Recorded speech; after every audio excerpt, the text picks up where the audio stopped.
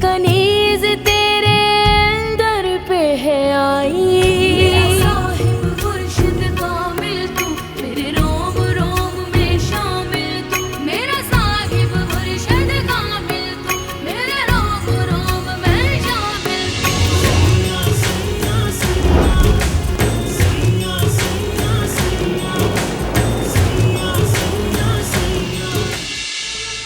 नूर अफरोज को पीर साले के घर किसने भेजा था? बहुत थकाया, बहुत डराया, बहुत भगाया है।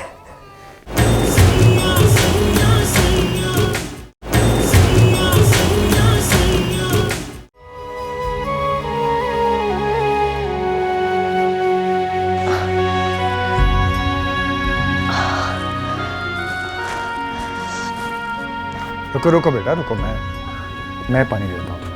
नहीं बड़े सरकार, मैं पी लूंगी।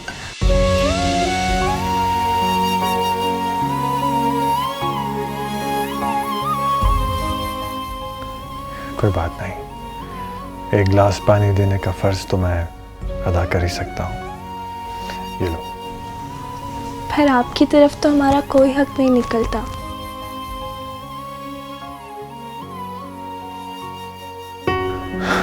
ये लो पानी और आराम से होके बैठ जाओ।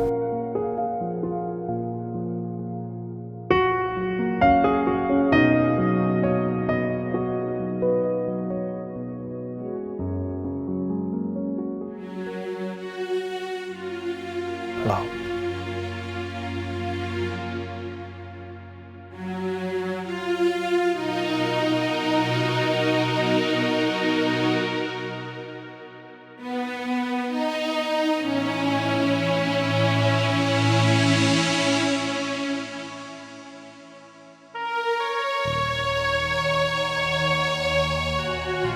कैसी हो आप? जी बेहतर। तुम्हारी माँ कहाँ है? तुम्हें अकेला छोड़कर चली गई है? वो अम्मा ऊपर आपका कमरा साफ कर रही हैं। तो आपके दरबार से आने से पहले पहले उन्हें सफाई मुकम्मल करनी थी। उसका तुम्हारे पास रहना जरूरी है, सफाई कोई और कर लेता। कोई और कैसे कर ले? तनख्वाह तो अम्मा लेंगे ना इस काम की। तुम क्या समझती हो? अगर वो मेरे कमरे की सफाई नहीं करेगी तो क्या हम उसकी तनख्वाह काट लेंगे? पता नहीं, पर होता तो ऐसा ही है ना। अच्छा एक बात बताओ, पहले कहीं काम किया है उसने? नहीं बड़े सरकार, हम पहली बार काम पे लगे हैं। अम्मा को तो मामू और कबीर बहुत प्यार करते थे। हमारे घर तो काम के लिए एक मुलाजिम भी था। हमने पहली बार किसी के घर झाड़ू पोछा किया, पहले कपड़े धोए। मेरे अब्बा मेरी पैदाइश से पहले खो गए थे ना।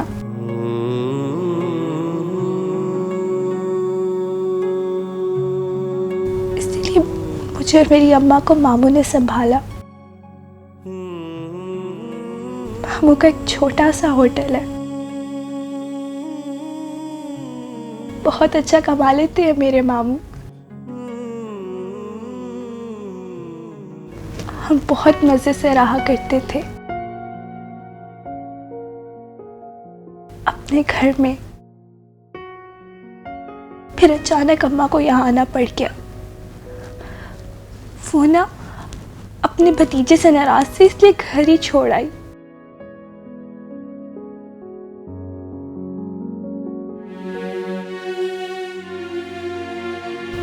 एक बात बताओ। बोलो बेटा। अब किसी को बताएंगे तो नहीं? किसी को भी नहीं। अम्मा काली गुड्डी बीबी और बीबी मुर्शिद को भी नहीं। किसी को भी नहीं। राजदारी का वादा है।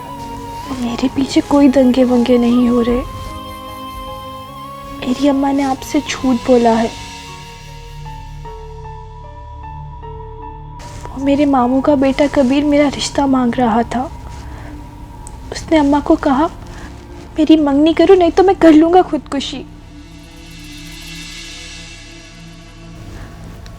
अम्मा को लग गई ये बात बुरी। अम्मा को लगा मेरे अब्बा के खो जाने के बाद जो इन्होंने हमें खिला पिला के संभाला है ना, उसके एहसान का बदला मांग रहे हैं। बस अम्मा को बुरा लग गया और यहाँ आपके घर आके बैठ गई।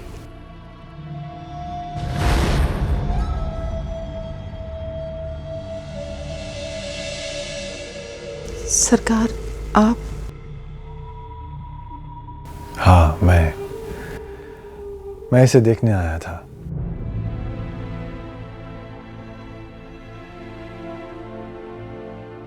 तुम क्या करने आई हो? जाओ अपना काम करो।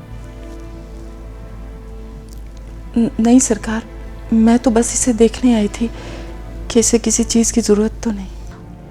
अम्मा तुम जाओ, सरकार बैठे हैं मेरे पास।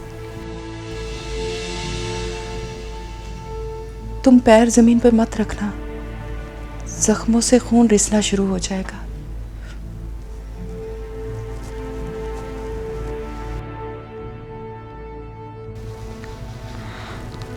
शुक्र है अम्मा ने सुनने ही लिया,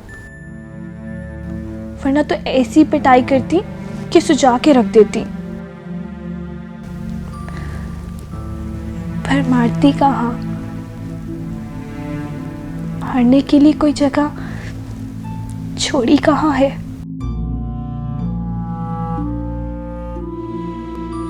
अच्छा एक बात बताओ, तुम्हारी अम्मा तुम्हें मारा करती थी? नहीं, कभी नहीं मारा। अम्मा को तकलीफ देना नहीं आती, सहना आती है।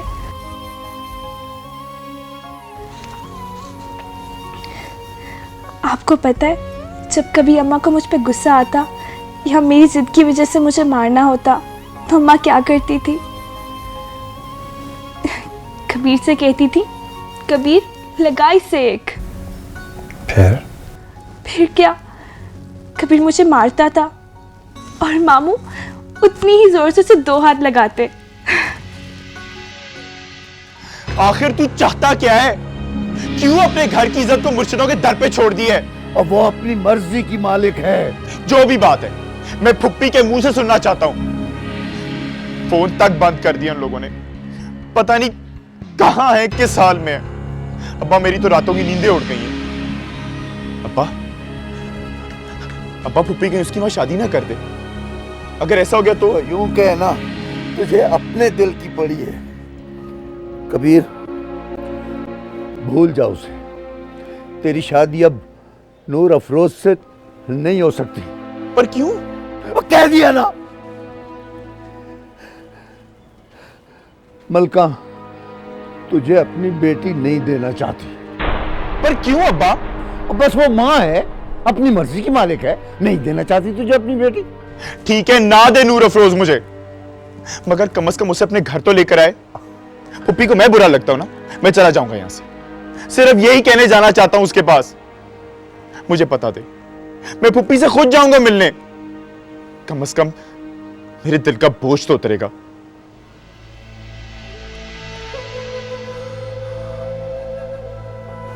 मुझे नहीं पता। झूठ मत बोल अब्बा, तू अच्छी तरह जानता है मैं मानने वाला नहीं उतरी ये बात। अब्बा, मुझे एक बार पुप्पी के पास जाने दे, सिर्फ एक बार। और तू वहां नहीं जाएगा, और वो अलग ही दुनिया के लोग हैं पुत्र है। तेरा वहां जाना मुनासिब नहीं है। पर क्यों अब्बा? कह दिया ना, तू नहीं जा सकता। पर मुझे जाने वहां पे। खड़ा बनू है, क्या बताऊं तुझे? तेरी फूफी ने तुझे पता बताने को मना किया है। अब्बा, अब्बा खुदा का वास्ता है मुझे पता बता दे, मैं बहुत बेचैन हूं, सिर्फ एक दफा जाके मिला। अभी मुल्तान जा रहा हूं मैं, कल आ जाऊंगा, फिर आके बता दूंगा। नहीं अब्बा, अभी प्लीज। कह दिया ना, कल आ जाऊंगा, बता दूंगा। अब्बा, अब्बा।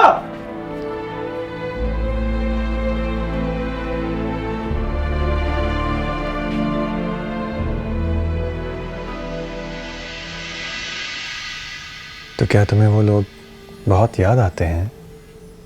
बहुत बहुत ज्यादा। तो क्या तुम भी कबीर से शादी करने की जिद कर रही थी? नहीं सरकार, मेरे दिल में तो ऐसी कोई बात नहीं थी, बस वही पागल था।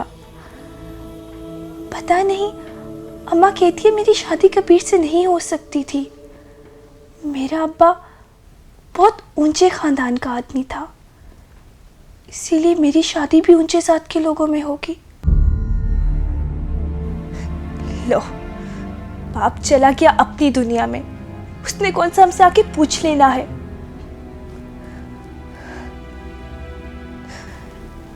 जिसने ना जीते पूछा,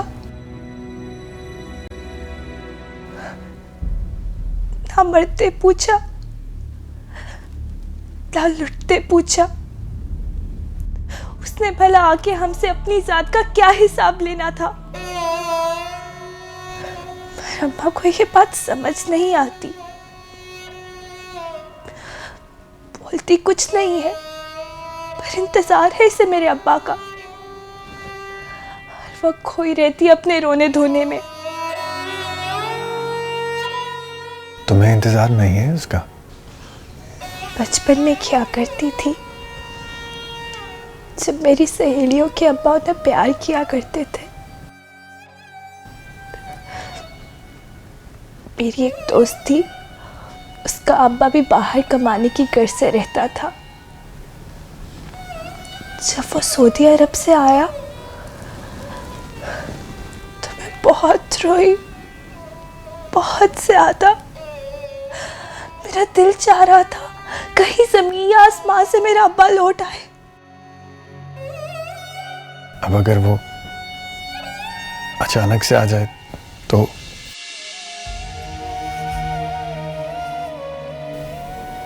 क्या करोगे तुम?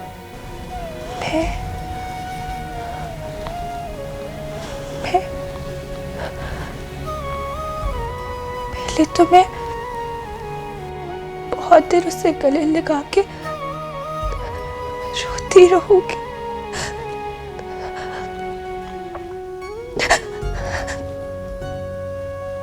पर साल डेढ़ साल उससे बात नहीं करूंगी मैं। वो क्यों? मुझे उससे बहुत लड़ाई करनी है बड़े सरकार। उसने हमसे बहुत ज्यादती की है।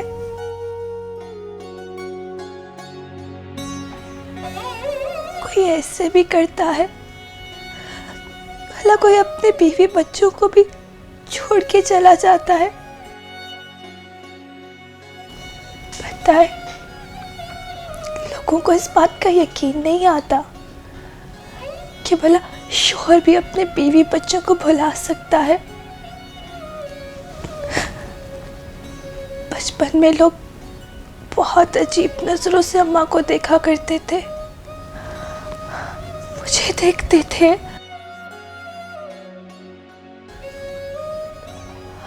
आपने वो जगह ही छोड़ दी, उस छोटे से शहर चले गए। वहां अम्मा ने सबको बताया कि मेरा अब्बा मर गया है। मैंने खुद अपने स्कूल में बताया कि मेरा अब्बा मर गया है। ये भला कहाँ का इंसाफ है बड़े सरकार? खौफ हो गया है और मुंह हम छुपाते फिर रहे हैं। अल्लाह करे वो आए ही ना, उसकी शक्ल ही ना देखनी पड़े मुझे।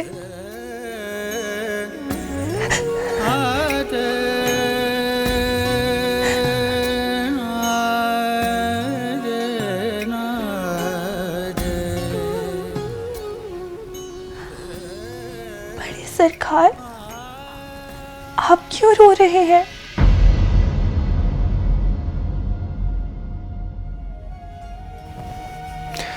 बस ऐसे ही रोना आ गया। बहुत बहुत ज्यादती हुई तुम लोगों के साथ। आप बहुत अच्छे हैं बड़े सरकार। अम्मा सही आपकी मरीदनी है। अब तो मैं भी आपसे मिलने आया करूंगी। तुम कहाँ जा रही हो? पता है, कल रात अम्मा ने मुझे बहुत प्यार किया, मेरे साथ रोती रही। इतना प्यार तो उसने मुझे पूरी जिंदगी नहीं दिया। अम्मा ने मुझसे वादा किया है, जैसे ही मेरी पट्टियां उतरेंगी हम घर वापस चले जाएंगे। अम्मा भी मेरी तरह मेरी हालत देख के डर गई, इसलिए अब हम अपने मामू के पास वापस चले जाएंगे। पर क्यों बेटा, तुम्हें यहाँ रहना अच्छा क्यों नहीं लगता? नहीं सरकार, कुछ भी मत बोले प्लीज। अगर आपने इस तरह भी सवाल किया ना तो अम्मा रुक जाएंगी और मैं अपने घर को तरसती रहूंगी। आप सब बहुत अच्छे हैं, लेकिन हमें इस घर में सुख नहीं आता। हम अपने घर में ही अच्छे लगते हैं। तुम इस घर को अपना क्यों नहीं समझ सकती? जब हकीकत कुछ और हो तो समझने से क्या होता है। हम इतने दिन आपके घर रहे, खाया पिया, आपने मुझे बचा के बहुत बड़ा एहसान किया है। पता है, मैंने अपने मामू को भी कभी अब्बा जी नहीं कहा, सिर्फ आपको कहा। मैंने तो अम्मा को भी नहीं बताया, वरना मुझसे लड़ पड़ती कि तेरी हिम्मत कैसे हुई सरकार से इतनी बड़ी बात करने की। फिर सरकार, इसका ये मतलब थोड़ी है कि मैं सचमुच आपकी बेटी हो गई।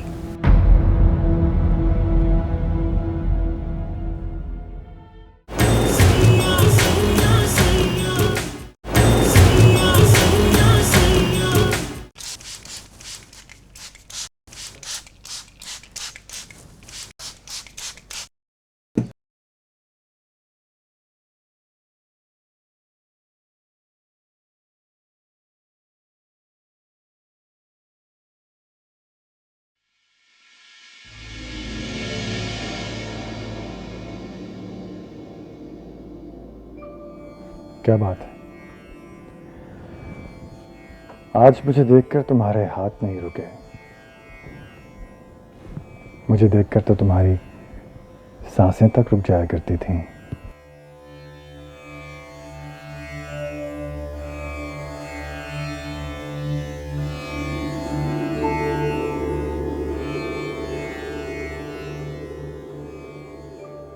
नाराज हो?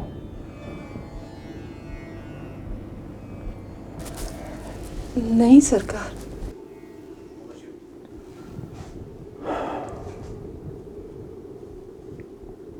खामोशी की अपनी एक ज़बान होती है जो सुनाई तो नहीं देती। हाँ, अगर गौर किया जाए तो दिखाई देती है। बल्कि आज तुम्हारे अंदाज में अजनबियत सी है।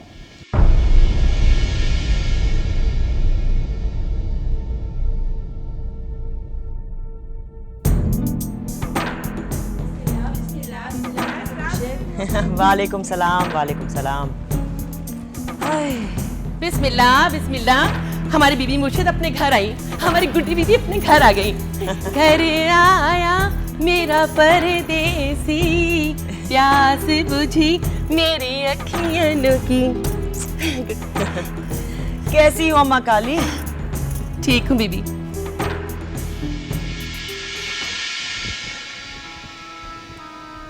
ना सरकार, ऐसा कुछ नहीं है, बस वो तुमने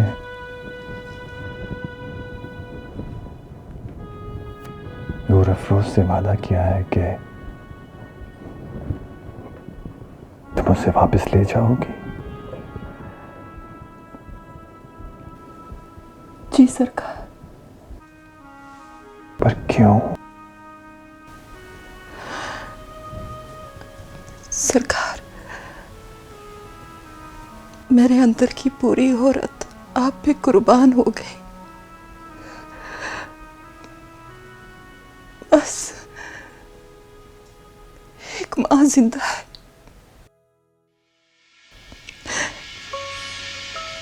मुझे भी रात को पता चला।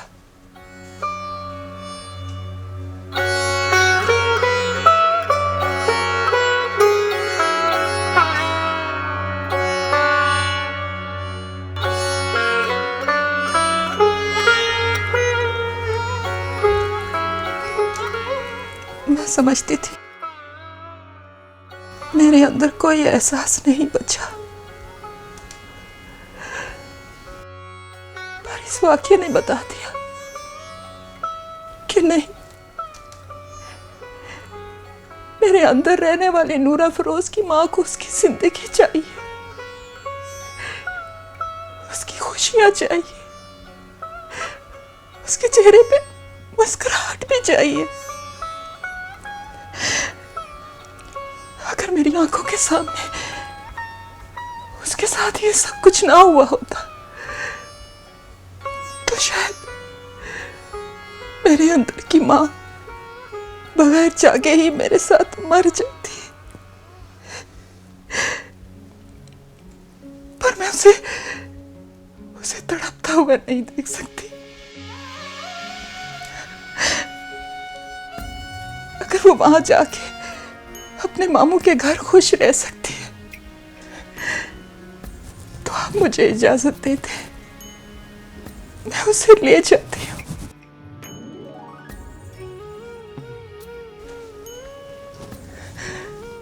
मेरा वादा है सरकार,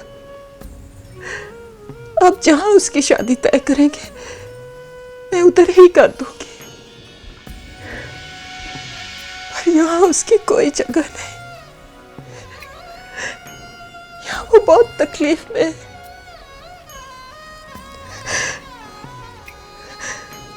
बस अब आप खुशी से हमें जाने दें। आप समझे, हम यहाँ आए ही नहीं थे। और कैसा चलता रहा घर? बस बीबी मुर्शिद, आपकी दुआएं हैं।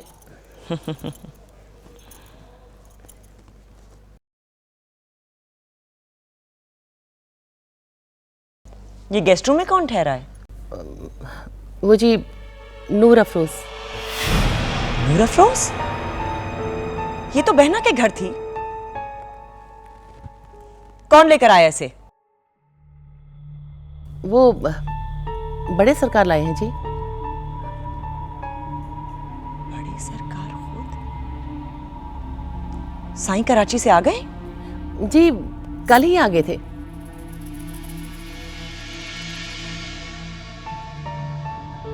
तो फिर शादी में क्यों नहीं आए?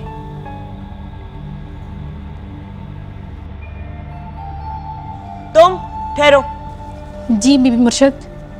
ये क्या लेकर गई थी तुम अंदर? वो सूप था बीबी मुर्शिद। किसके लिए?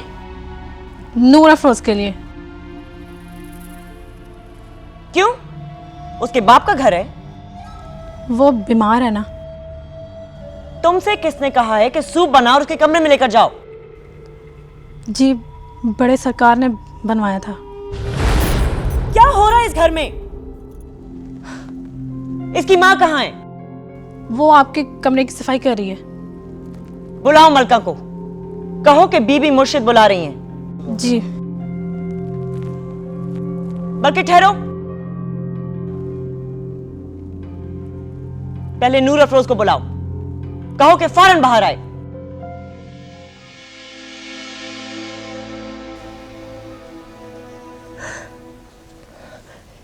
ये क्या कर रहे हैं सरकार? बीबी मुर्शिद आने वाले हैं।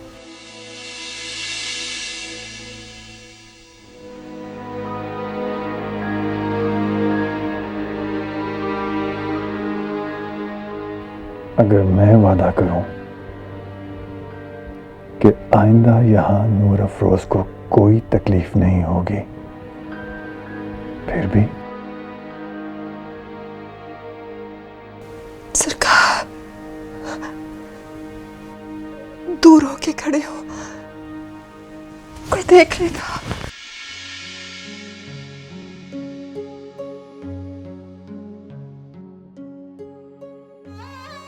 अगर मैं कहूं कि मैं अब तुम्हें और अपनी बेटी को खुद से दूर नहीं कर सकता, फिर भी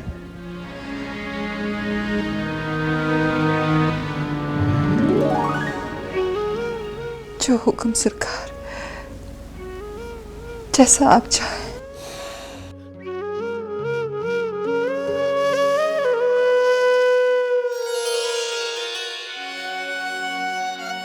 मैं जानता हूं तुम्हारे अंदर नूर अफरोज की मां जाग गई है,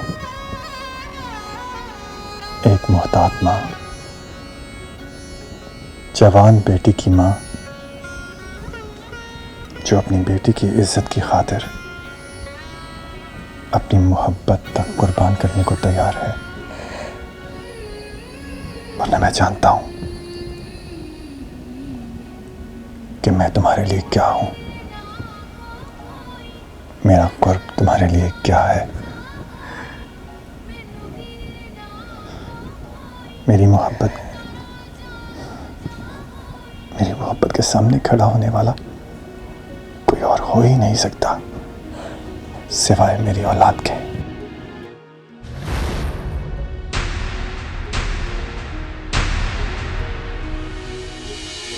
ठीक है, अगर तुम्हारे अंदर नूर अफरोज की मां जाग गई है, तो मेरे अंदर भी उसका बाप जाग गया है, और ये बाप अपनी बेटी को मजीद दरबदर होने के लिए नहीं छोड़ेगा। मौका तलाश करने से मिलता है, और मैं अब वो मौका, वो वक्त ढूंढ के रहूंगा जब मैं दुनिया को और लक्की महल के रहने वालों को बता सकूं कि मैं तुम्हारा शौहर हूं और नूर अफरोज का बाप। बस तब तक मेरा साथ दे दो प्लीज। दिमाग तो ठीक है उसका? ऐसा कौन सा मर्ज लगा है उसे कि कमरे से बाहर नहीं आ सकती? ये लड़की तो हद से बढ़ती जा रही है। बुलाओ मलका को, कहो कि बीबी मुर्शिद बुला रही है। कहो जाके नूर अफरोज से कि मैं तुम्हारे गांव की कोई मासी नहीं हूं कि कहलवा दिया कि डॉक्टर ने मना किया है। उसे कहो कि फौरन बाहर आए। ठीक है बीबी।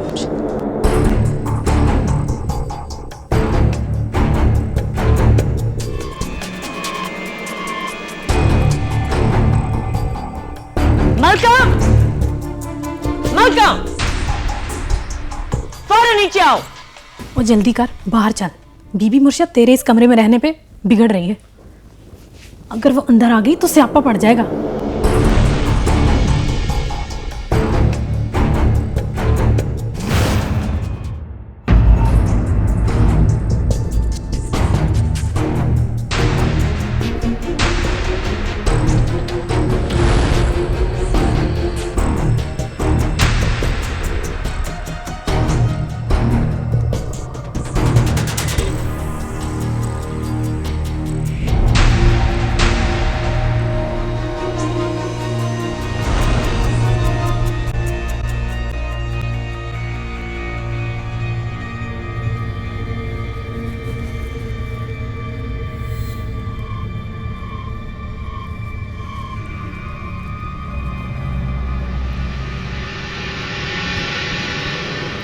हुक्म बीबी मुर्शिद,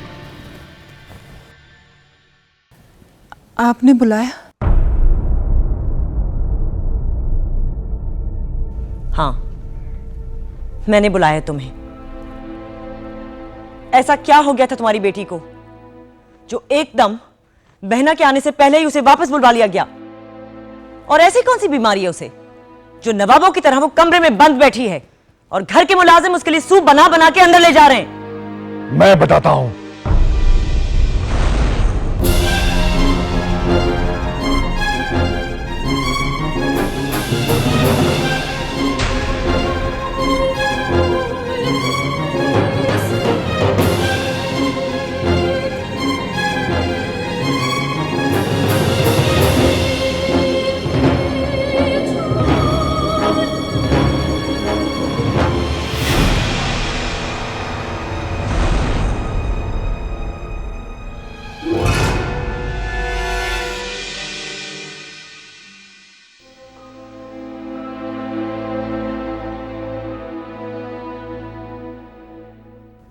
इज्जत मां बीबी मुर्शिद साहिबा,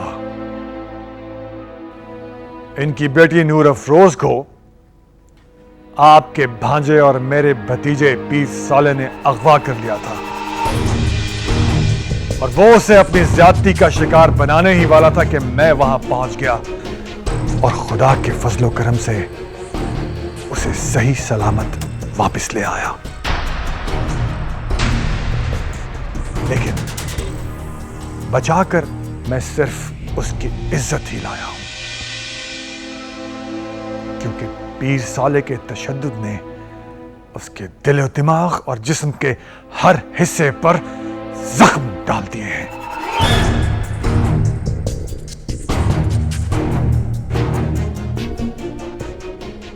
वो चल नहीं सकती क्योंकि उसे कांटों भरी जमीन पर नंगे पांव दौड़ाया गया है। डॉक्टर ने 2-3 घंटे की मेहनत के बाद उसके पांव से कांटे निकाले हैं। अगर मुझ पर एतबार ना हो तो आप अपनी भांजी से पूछ सकती हैं, जिसकी वजह से नूर अफरोज बाल बाल बच गई। और इससे एक रात पहले उसे स्टोर रूम में बंद कर दिया गया।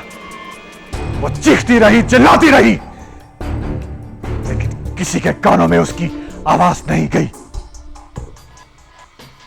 अब एक सवाल मेरी तरफ से,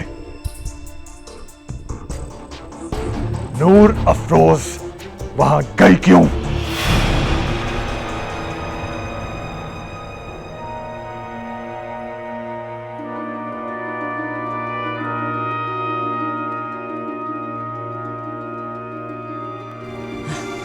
साईं, अंदर चल के बात करते हैं। अंदर कोई बात नहीं होगी। किसी की बेटी की इज्जत चौक में आ गई और मैं आपसे अंदर जाके बात पूछ करूं?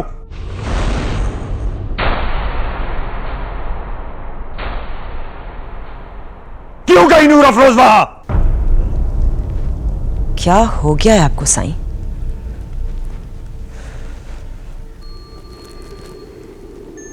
मुलाजमाएं खड़ी हैं। नूर अफरोज वहां क्यों गई?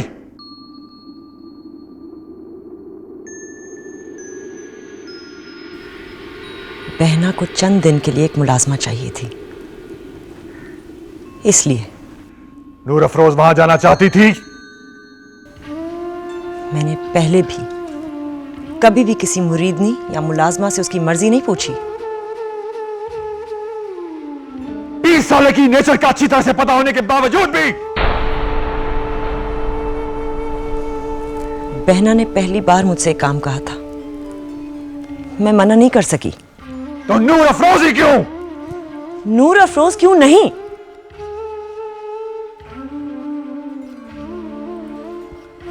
जिंदगी में इंसान से कुछ गलतियां होती हैं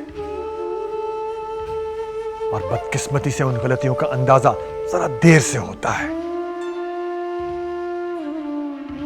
जिस बिना पर मैंने आपको अपने लिए चुना था, आज पता चला कि वो सब सुराब था, फर्जी था।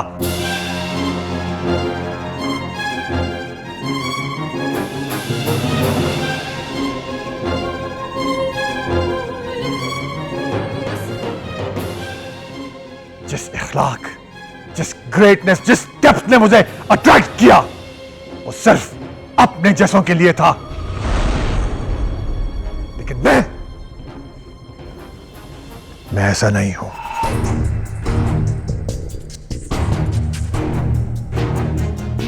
मेरे लिए हर इंसान की इज्जत मेरी इज्जत है, और खास तौर पर उन लोगों की इज्जत जो मेरी पनाह में हो,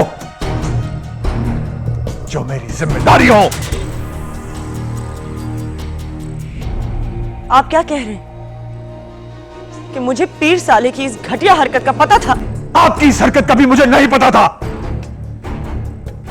आप क्या कह रहे हैं? मैंने किया क्या है?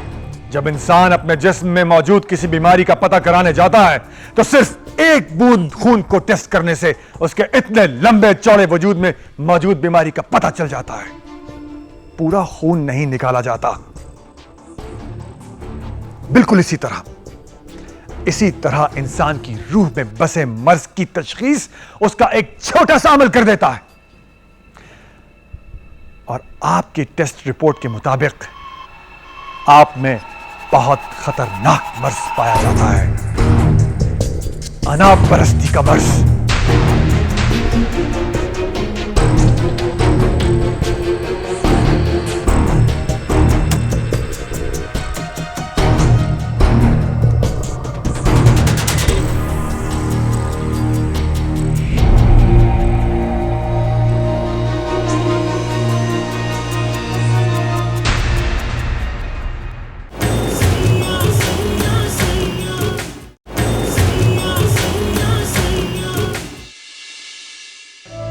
आज से नूर अफरोज मेरी बेटी। ऐसी आदतों के साथ दस्तारें नहीं मिलती। सब कुछ मिलता है, सब कुछ मिलता है। अब तो बाबा कहो उन्हें, हम बहनें हैं। मगर मैं उनकी मुरीद नहीं बनना चाहती हूँ। आने वाले जुमे को एहराम वापस आ रहा है। जश्न के लिए खानदान भर में पैगाम जाने चाहिए।